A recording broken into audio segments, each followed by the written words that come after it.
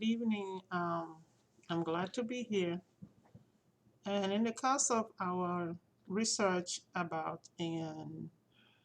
incarcerations on race and the different relationship between individuals, I came to realize that according to the United States Bureau of Justice in October 2013, the incarceration rate of the United States of America was the highest in the world at 716% per 100,000 of the national population.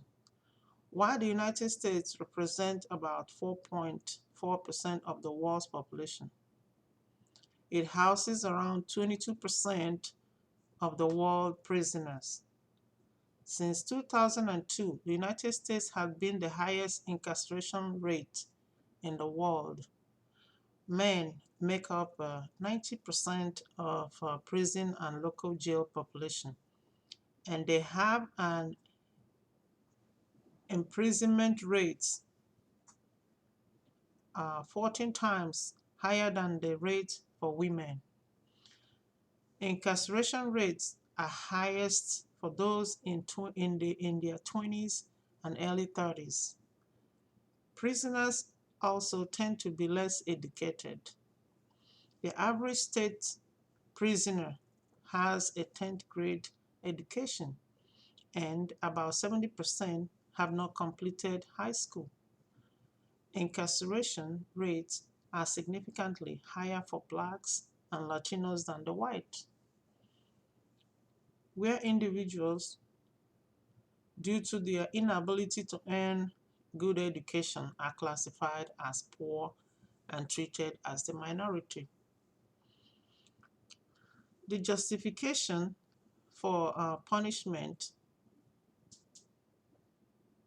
incarceration as a form of punishment could be justified where it is generally given to punish those who have done something wrong, especially with capital murder. The justification is about punishing the guilty, and not mistakenly punishing the innocent. If punishment is used to deter as a deterrent, then it is not justified. But if it is used to punish the act of a wrongdoing, then it's justified. So in other words, I would say that punishing the wrong person makes it really not justifiable to use it as a form of punishment, incarceration. That's what I mean. Then we ask ourselves, why is it important that components of a discussion of mass incarceration and how does the white privilege factor in? Blacks, particularly young males, make up a disproportionate share of the United States prison population. In 2008, young black male ages 18 to 34 were at least 6 times more likely to be incarcerated than young white men.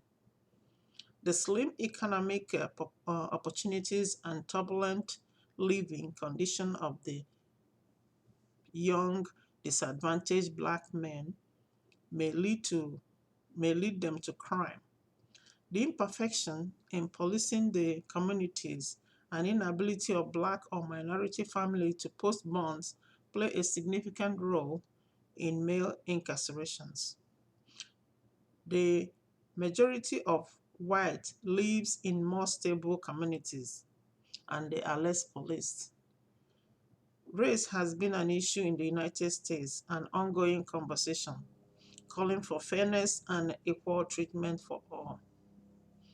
And you kind of ask, why is it important for the component of the discussion of mass incarceration?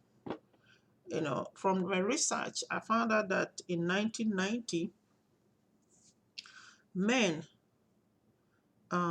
white male, less than high school, is 3.8. In 2002, in 2000, it was 7.5. In 2008, it was 12.0. High school graduates, 1.4 in 1990, 2.3 in 2000, and 2.0 in 2008. Those that have some college education is in 1990 is 0.4, in 2000 0.3, and in 2008 0.3. While in a black man,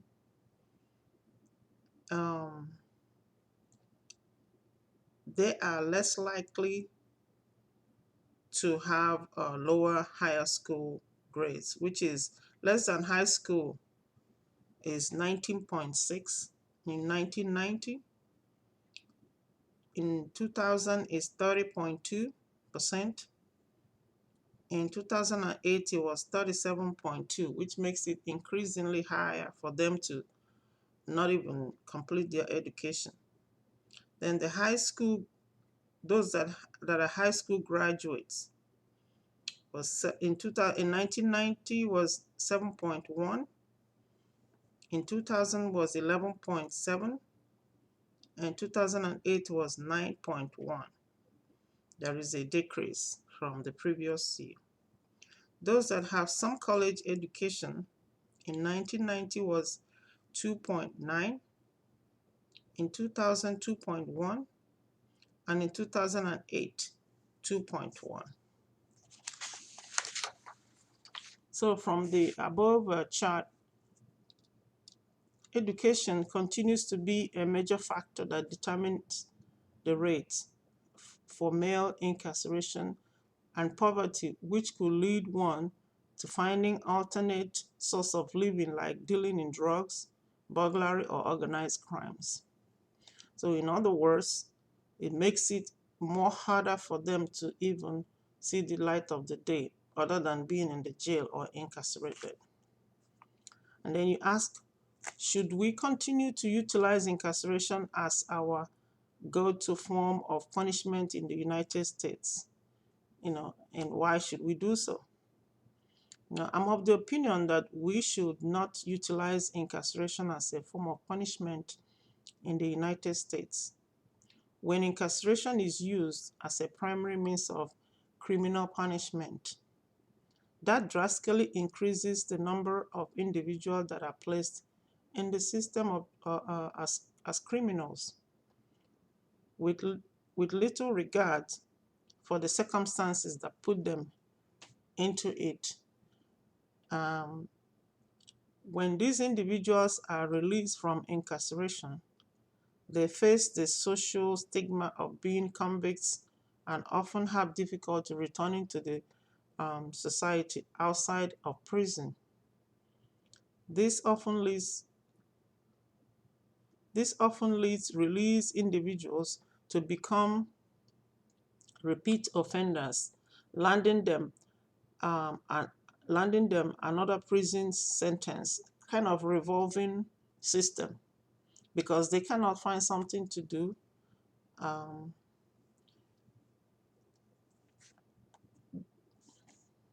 More than 90% of prisoners return to the community within a few years. And when they return, they are very anxious on how to survive, especially without a job. There's a financial strain on them and also a strained relationship in the society where they probably think that they've been deprived of their freedom, or they felt like that the sentence they have served was too much, or they were not supposed to even be there in the first place. And when such people come out, they become worse than how they were when they were incarcerated. So we really have to look at what is the gain of putting these people in incarceration, or punishing them by putting them into jail. Is it going to make it better, or are they going to be worse when they come out? So to my own understanding, I would feel that we rather use a sense of They would rather use the persuasive way of kind of training individuals in our society rather than punishing them or making punishment a form of deterrent for them not to commit crime.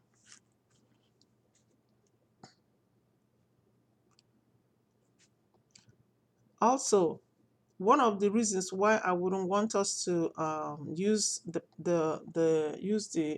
utilize incarceration is that sometimes when they come out, they become violent and they want to get back at the society, thinking that the society owed them something, and then in doing so, they may commit more crimes, and they will also go back to jail in form of punishment.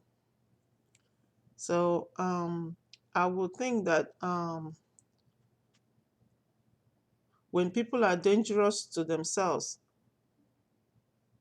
or to others, we restrain them, whether they are children or adults. But it is although altogether different from um, gratuitously inflicting pain on them for the sake of revenge or to teach them a lesson. For the only lesson for for for the only lesson learned is to inflict pain on them. People learn by example. Generations of research has shown that the more severely children are punished, the more violent they become. As children and adults, the same is true of, of adults, especially those in prison. So the only rational purpose for a prison is to restrain those who are violent from inflicting harm on themselves or others, while we help them to change their behavior from that pattern to one that is nonviolent and even constructive, so they can return to the community. Unless punishment is used appropriately to punish the,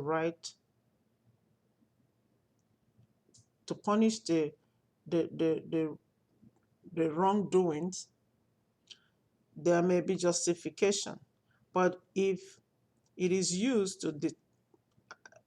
as a deterrent, then the wrong people will end up in prison and to come back into the society worse than they were before incarceration.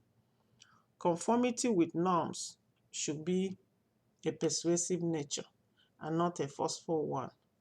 So, due to this inequality of white and black issues, I would suggest that the police and the criminal justice will get involved into more like training, so that they really know how to approach this issue of race and be fair to everyone.